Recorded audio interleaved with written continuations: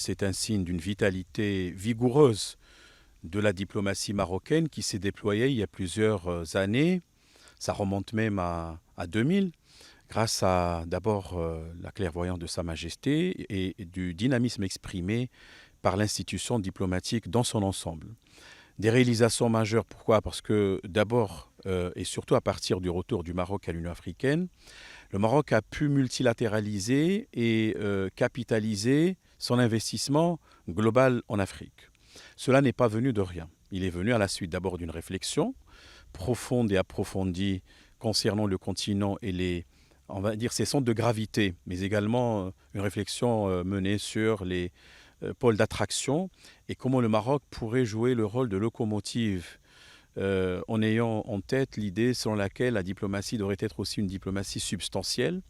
Elle est économique, elle est culturelle, elle est humaine, etc. Comme vous l'avez dit dans votre question, il y a la Guinée récemment, qui a encore une fois réitéré sa position concernant le soutien au plan marocain d'autonomie. L'Angola, dont la position a évolué et aujourd'hui nous sommes dans la neutralité positive. D'autres pays, mais cette fois-ci avec ce qu'on appelle désormais le processus des États africains atlantiques. Ça comprend quand même 21 pays, c'est considérable. Moins la Namibie. De toute façon, en général, on a fait un peu la comptabilité, mais peu importe. C'est d'abord une réflexion sur la façon dont le Maroc, avec ses partenaires atlantiques de l'Afrique, peut faire de cet espace un espace d'abord de projection, un espace d'opportunité, mais également un espace d'identité, parce qu'il faut travailler sur l'identité atlantique, c'est extrêmement intéressant. Et en même temps, c'est un espace comme M. Borita avait dit hier, d'introspection. Donc, on peut ici revenir à la déclaration initiale issue à la suite de la première et deuxième réunion ministérielle qui s'est tenue respectivement à Rabat et à New York. Et celle d'hier, c'était à Rabat. Parce qu'il y a des axes majeurs, on pourra peut-être revenir à ces axes en termes de chantier d'avenir qui est considérable et à concevoir cette constellation non pas en vase clos, mais en connexion avec d'autres intégrations régionales et d'autres continents et d'autres pays. Le Maroc, d'ailleurs, ça on le sait historiquement, avait soutenu l'indépendance de l'Angola par rapport au Portugal, avant même 1975.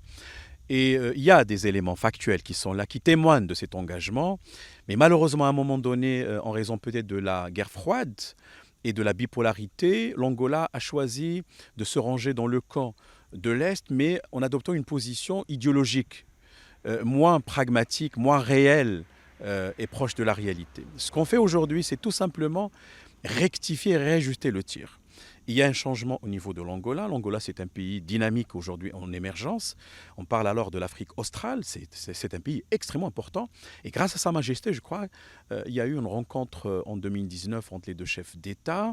Et à partir de là, il y a eu une réflexion qui a été menée pour d'abord dissiper les malentendus. Ils étaient tout simplement factices, ils n'étaient pas réels. Et en même temps, avec le temps, aujourd'hui, l'Angola avait, par la voix de son ministre des Affaires étrangères, rappelé que le Maroc avait soutenu l'indépendance de l'Angola. Donc on voit très très bien aujourd'hui que le Maroc est en train de reconquérir des espaces, non pas perdus, mais tout simplement qui ont été, entre guillemets, volés en raison d'une mésentente, je l'ai dit tout à l'heure, à une époque qui est aujourd'hui révolue. Et l'Angola voit le Maroc comme étant le passage obligé pour l'Europe, mais également un fédérateur. Certainement, l'Angola a fait ses calculs géopolitiques, géoéconomiques et l'a trouvé en le Maroc un pays sûr, crédible, un allié stratégiquement important, et sa position, réitérée récemment, ne fait qu'évoluer la position marocaine consistant à centrer le plan marocain d'autonomie au cœur de l'agenda international onusien. Nous sommes dans un monde qui bouge avec des mutations multiples et des dynamiques plurielles, multidirectionnelles. Le Maroc est conscient d'abord de sa géographie. Il est en même temps méditerranéen, il est atlantique. C'est aussi un État continental, très ancré en Afrique, avec des racines profondes, mais également des ouvertures plurielles. Alors ça, d'une part. D'autre part, aujourd'hui, vous savez, les océans et les mers constituent presque 70% de la surface de la Terre. Donc, c'est un gisement considérable d'énergie, de potentialité énorme. Et comme on le dit, l'union fait la force. Le Maroc, aujourd'hui, est en train de créer un concept et une doctrine stratégique qui pourrait profiter à tous les pays riverains de l'Atlantique. Il faut rappeler quand même une chose, que le Maroc a été à la suite de l'initiative de la création d'une conférence ministérielle des États africains riverains de l'Atlantique dans le cadre de la coopération halieutique. Il y a une organisation intergouvernementale dont le siège est à Rabat, en 89 déjà, à l'époque, mais il n'était pas très bien connu. C'est-à-dire que l'idée était plus concentrée sur la coopération halieutique. Maintenant, c'est une formule qui est revue et corrigée à l'aune des nouvelles dynamiques et en même temps, le spectre étant élargi. Donc, je reviens à la déclaration de Rabat de 2022. Il y a 3 blocs ou 3 chapitres interdépendants. La coopération politique et sécuritaire, l'économie bleue, la connexion maritime et troisièmement, il y a également la question de l'énergie, parce que c'est important. Et troisièmement, il y a ce qu'on appelle la dépollution maritime et le développement durable. C'est un agenda qui va être traduit sous forme d'un plan d'action. Il y a des plans qui sont thématiques.